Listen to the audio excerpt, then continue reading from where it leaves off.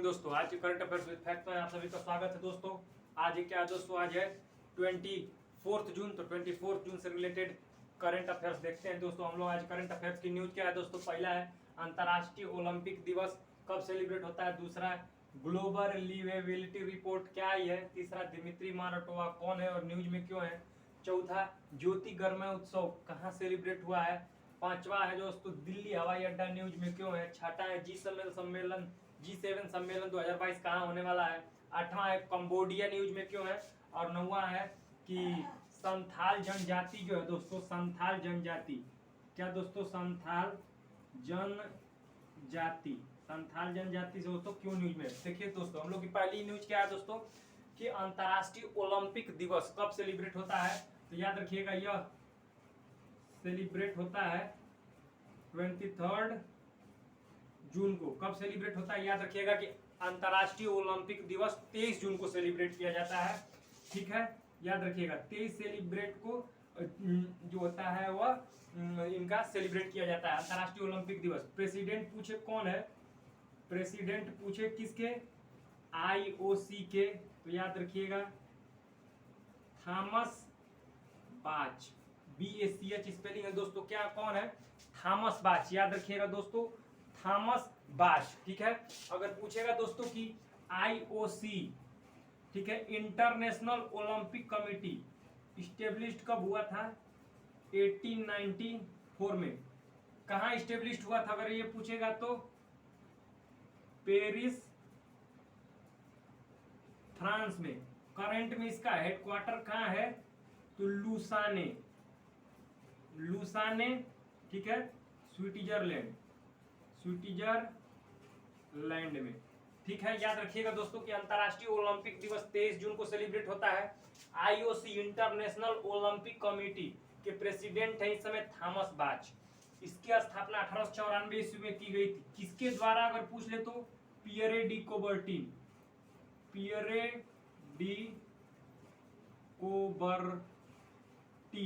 ये नाम इंपॉर्टेंट है। कौन, पियरे डी कोबर्टिन, ये नाम इंपॉर्टेंट है। द फादर ऑफ ओलंपिक इन्हें बोला जाता है। ठीक है, तो ये आपको याद रखना है। अंतर्राष्ट्रीय ओलंपिक दिवस सेलिब्रेट कब होता है, 23 जून को। प्रेसिडेंट कौन है इस समय, थॉमस बाच है। इसका फुल फॉर्म है इंटरनेशनल ओलंपिक कमेटी। इस्टेब्लिश कब हुआ था, 1894 में। ठीक है, जब इस्टेब्लिश कहाँ हुआ था अगर पूछेगा तो पेरिस फ्रांस में इसका एस्टेब्लिशमेंट हुआ था। ठीक है, हेडक्वार्टर करंट में कहाँ है तो लुसाने में इसका हेडक्वार्टर है। तो हम लोग ये रही दोस्तों प्रथम न्यूज। ठीक है, ये हम दूसरी न्यूज की तरफ चलते हैं। क्या, ग्लोबल लिवेबिलिटी इंडेक्स में कौन सी जो होता है, कौन सा जगह रहने के लिए जो होता है दोस्तों बहुत ही इंपॉर्टेंट है या बहुत ही अच्छा है।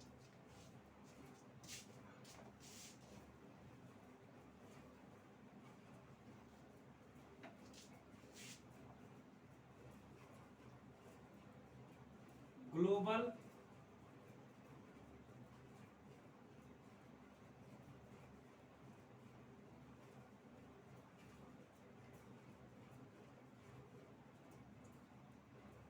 याद रखिएगा दोस्तों ग्लोबल लिवेबिलिटी इंडेक्स 2022 जारी किया गया है और इसमें रहने के लिए सबसे अच्छी जगह मानी गई है क्या दोस्तों, वियना। कौन सी जगह मानी गई है, वियना जो कि ऑस्ट्रिया की कैपिटल है। क्या है, ऑस्ट्रिया की कैपिटल है। तो सबसे अच्छी जगह रहने वाली जगह कौन सी है, वियना है। अगर पूछेगा कि इंडिया की रैंक क्या है तो याद रखिएगा इंडिया की जो रैंक है, इंडिया की जो दिल्ली है, न्यू दिल्ली, वो कौन से रैंक पे है, 112 रैंक पे है। तो यही आपको याद रखना है कि इंडिया का ऐसा कौन सा शहर है जो कि ग्लोबल लिवेबिलिटी इंडेक्स 2022 में 112वें नंबर पे आया है, तो वह दिल्ली है। अगर पूछेगा कितने कंट्री में जारी किया गया है तो टोटल कितने कंट्री थे दोस्तों, 140 कंट्री थे। और 140 कंट्री में इंडिया के जो कैपिटल है न्यू दिल्ली, उसकी रैंक कितनी है, 112 है। लेकिन पूछेगा टॉप पे कौन है, टॉप रैंक पे कौन है तो वियना सबसे अच्छी जगह मानी गई है। ठीक है, अगर 2021 का पूछ दे तो दोस्तों, 2021 का पूछ दे तो आकलैंड, याद रखिएगा क्या, आकलैंड टॉप पे था। कहाँ है यह, न्यूजीलैंड में। कहाँ, न्यूजीलैंड में है यह, ये आपको याद रखना है। कहाँ, 2021 में कौन टॉप किया था, आकलैंड टॉप किया था जो कि न्यूजीलैंड में है। तो याद रखिएगा ग्लोबल लिवेबिलिटी इंडेक्स जारी किया गया है 2022, इसमें टॉप पर है वियना। ऑस्ट्रिया की कैपिटल है। अगर पक्का दोस्तों आपसे पूछेगा इंडिया की कौन सी ऐसी सिटी है जो इस रैंक पर है, जिसने ग्लोबल लिवेबिलिटी इंडेक्स में अपना रैंक हासिल किया है, तो ये आपको याद रखना है, ये अपना न्यू दिल्ली जो होता है दोस्तों कैपिटल है। आइए तीसरी न्यूज की तरफ चलते हैं। क्या दिमित्री मुराटोवा न्यूज में क्यों है? दिमित्री मुराटोवा न्यूज में क्यों है दोस्तों?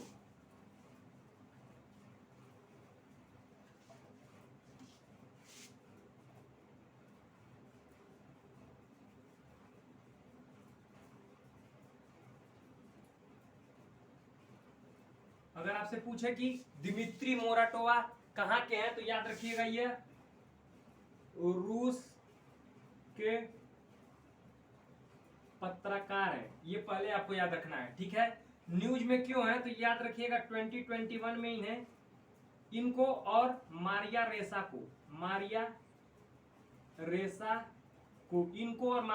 को क्या मिला था? Nobel peace prize. ये आपको याद रखना है कि अगर आपसे क्वेश्चन पूछा भी गया है कि दिमित्री मोराटोवा और मारिया रेसा को कौन सा प्राइज मिला था, या आपसे ऐसे क्वेश्चन पूछेगा, क्या पूछेगा दोस्तों कि इनमें से किसे नोबेल प्राइज मिला है, तो याद रखिएगा 2021 का नोबेल प्राइज किसे मिला है? तो मारिया रेसा और दिमित्री मोराटोवा को। करंट में न्यूज क्यों है कि दिमित्री मोराटोवा ने जो कि रूस के पत्रकार हैं, उन्होंने यूक्रेन की मदद के लिए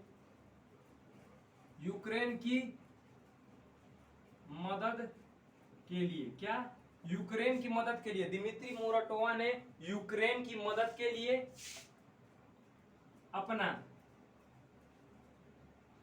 नोबेल पीस प्राइज बेच दिया है। ये आपको याद रखना है। ये रशियन है, लेकिन यूक्रेनियन लोगों की मदद करने के लिए अपना नोबेल पीस प्राइज बेच दिया है। किसने बेच दिया है? दिमित्री मोराटोवा ने, जो कि रूस के पत्रकार है। ये आपको याद रखना है। अगर पूछेगा किसकी मदद के लिए, तो वहां के बच्चों की मदद के लिए। ये आपको याद रखना है। अगर आपसे पूछे कि 2021 का नोबेल पीस प्राइज किसे मिला था, तो मारिया रेसा और दिमित्री मोराटोवा को मिला था। ये भी आपको याद रखना है।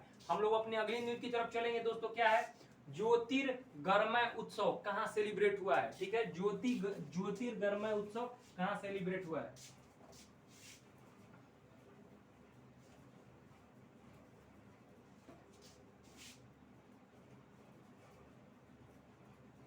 ज्योतिर्गमय उत्सव अगर आपसे पूछे कहां सेलिब्रेट हुआ है,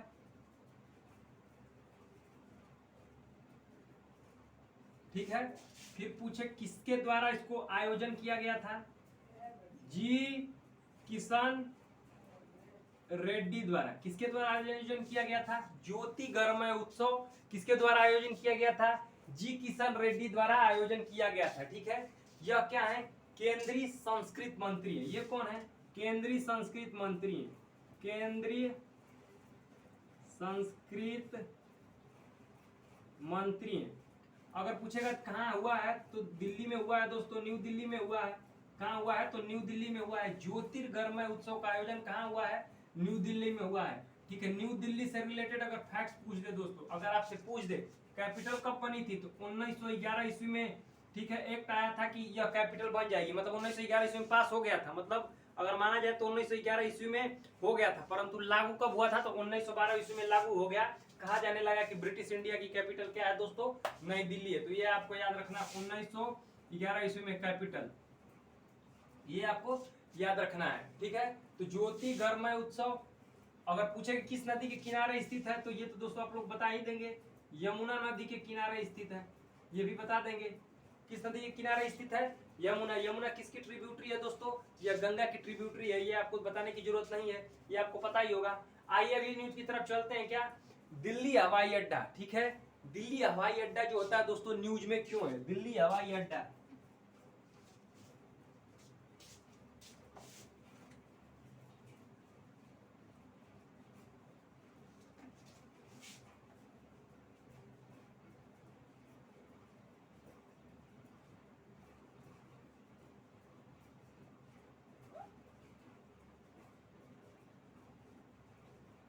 दिल्ली हवाई अड्डा न्यूज में इसलिए है क्योंकि यह नवीनीकरण ऊर्जा चलित, क्या है, नवीनीकरण ऊर्जा चलित पूर्ण रूप से नवीनतम ऊर्जा चलित हवाई अड्डा बना है। हवाई अड्डा बना है। क्या, नवीनतम ऊर्जा चलित, पूर्ण रूप से नवीनतम ऊर्जा चलित कौन सा हवाई अड्डा बना है? तो याद रखिएगा दिल्ली का हवाई अड्डा बना है। इसका नाम क्या है? Indira Gandhi international airport. Indira Gandhi international airport, ये आपको याद रखना है। इसका पूरा नाम क्या है? Indira Gandhi international airport. ठीक है, ये आपको याद रखना है। दिल्ली हवाई अड्डे का नाम ही है इंदिरा गांधी इंटरनेशनल एयरपोर्ट। यह नवीनीकरण ऊर्जा चलित हवाई अड्डा बना है। पूर्ण रूप से नवीनीकरण ऊर्जा चलित हवाई अड्डा कौन सा बना है? तो आपको याद रखना है दिल्ली का हवाई अड्डा बना है। ठीक है, दिल्ली किस नदी किनारे पर है? यमुना नदी के किनारे पर, ये आपको याद रखना है। यमुना नदी, ठीक है, यमुना नदी के किनारे पर है। और याद रखिए यमुना नदी भारत की सबसे प्रदूषित नदी है, ये आपको याद रखना है, ये भी इंपॉर्टेंट है। ठीक है, यमुना नदी भारत की सबसे प्रदूषित नदी है। सबसे प्रदूषित नदी है, कौन सी नदी? यमुना नदी भारत की सबसे प्रदूषित नदी है। ठीक है, तो दिल्ली हवाई अड्डा पूर्णतः नवीनीकरण ऊर्जा से चलने वाला हवाई अड्डा बना है। इसका नाम जो है, पूरा नाम पूछेगा तो इंदिरा गांधी इंटरनेशनल एयरपोर्ट है। दिल्ली यमुना नदी के किनारे स्थित है और भारत की सबसे प्रदूषित नदी कौन सी है? यहीं पर है। दिल्ली में जो होता है दोस्तों क्या है? राष्ट्रपति भवन है, और वो किस पहाड़ी पर है? रायसेना की पहाड़ी पर, ये भी आपको याद रखना है। ठीक है, जो राष्ट्रपति भवन है वो किस पहाड़ी पर स्थित है? अगर आपसे पूछेगा तो याद रखिएगा वो रायसेना की पहाड़ी पर स्थित है, ये आपको याद रखना है। आइए अगली न्यूज की तरफ चलते हैं। क्या, G7 सम्मेलन, ठीक है, कहाँ होने वाला है इस बार का?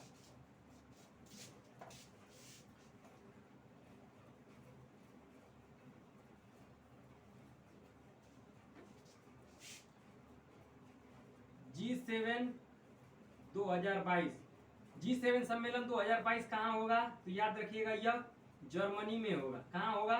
तो यह जर्मनी में होगा। G7 सम्मेलन 2022 जर्मनी में होगा। फुल फॉर्म अगर पूछे तो दोस्तों बहुत आसान है, ग्रुप ऑफ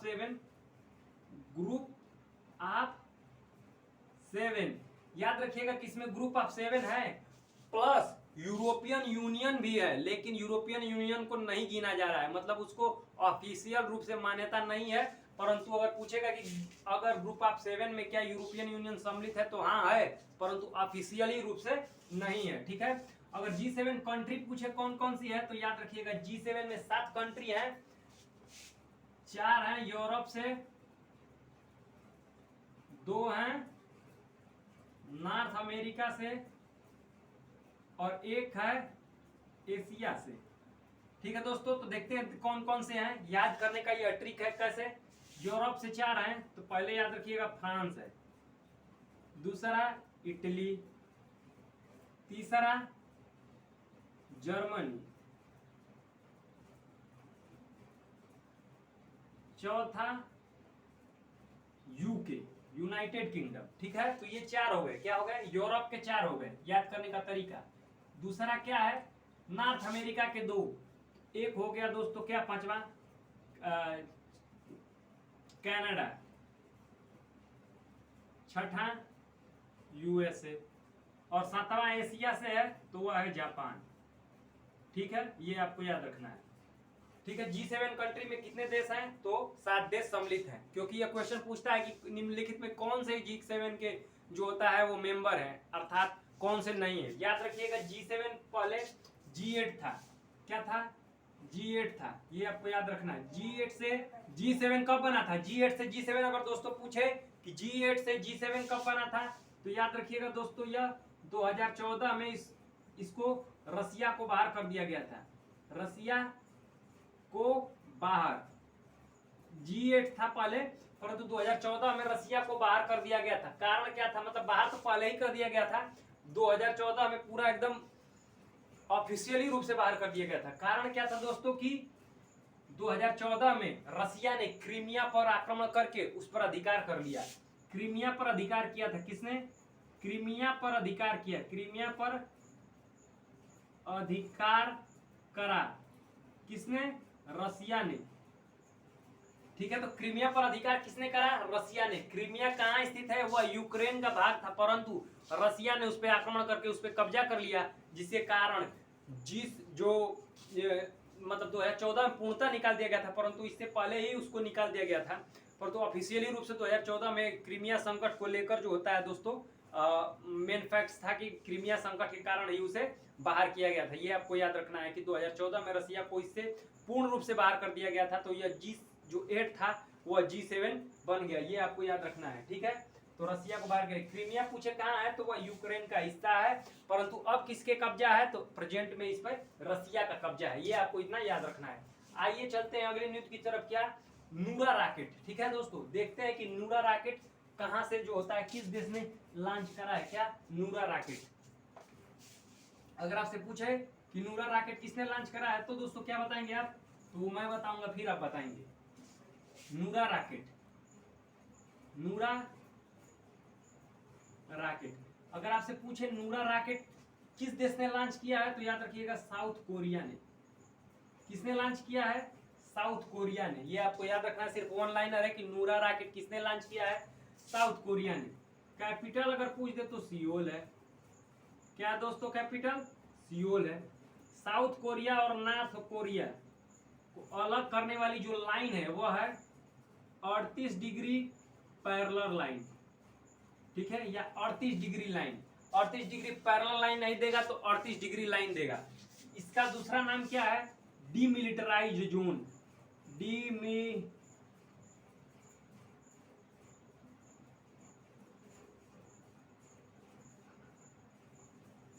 क्या है? Demilitarised zone. ठीक है, 38 डिग्री पैरेलल लाइन ना दे, या फिर 38 डिग्री लाइन, या फिर 38 डिग्री अगर पैरेलल लाइन ना दे, तो याद रखिएगा इसका दूसरा नाम है डीमिलिटराइज्ड जोन। ठीक है, साउथ कोरिया दोस्तों एशिया में आता है, ये आपको याद रखना है, एशिया में आता है। और इसे एशियन मतलब ये जो है ये कोरियन पेनिनसुला में पड़ता है। Korean peninsula, Korean,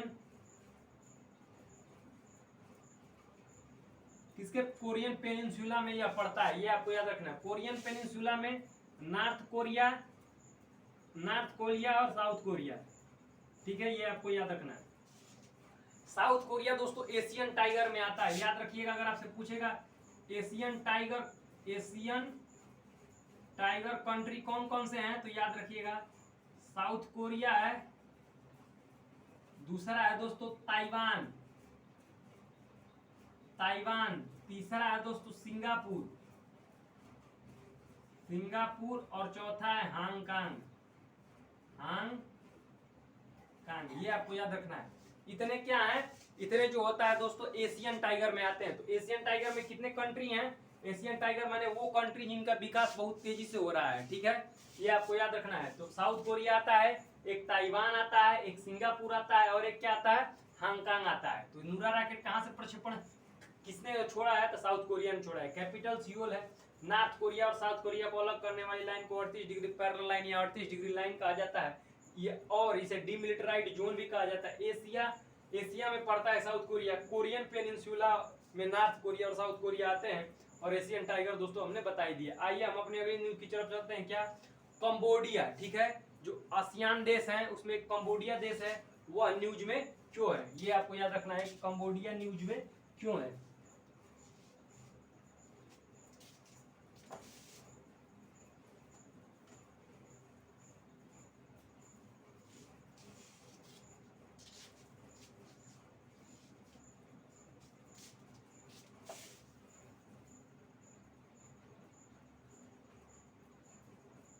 Cambodia.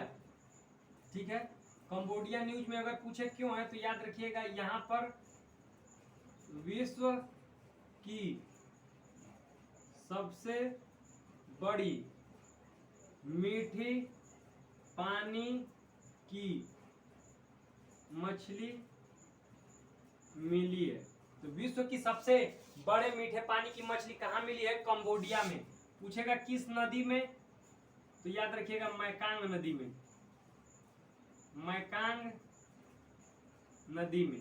किस नदी में? तो मैकांग नदी में मिला है। ठीक है, ASEAN association of south east Asian nation, जिसमें 10 कंट्री है, उसमें कंबोडिया भी आता है, ये आपको याद रखना है। विश्व की सबसे बड़ी मीठे पानी की जो झील है, जो मीठे पानी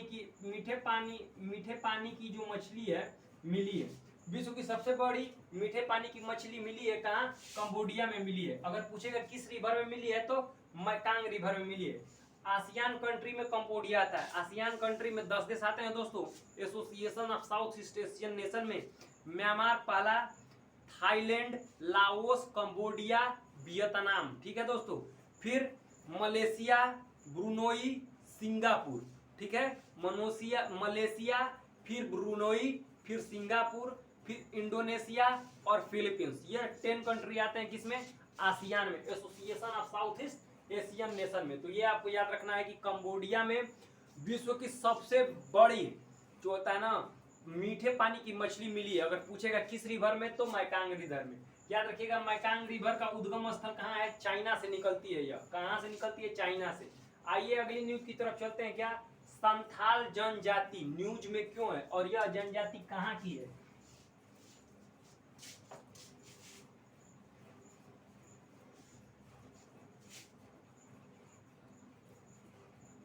संथाल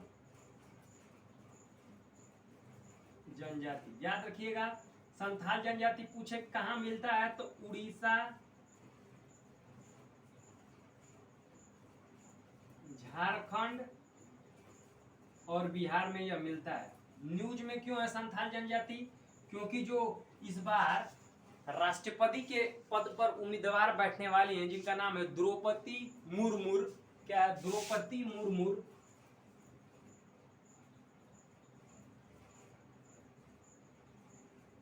ठीक है, वह इसी जनजाति से बिलोंग करती हैं। अगर वह प्रेसिडेंट बन जाती हैं, याद रखिएगा मैंने कहा अगर वह प्रेसिडेंट बन जाती हैं तो वह पहली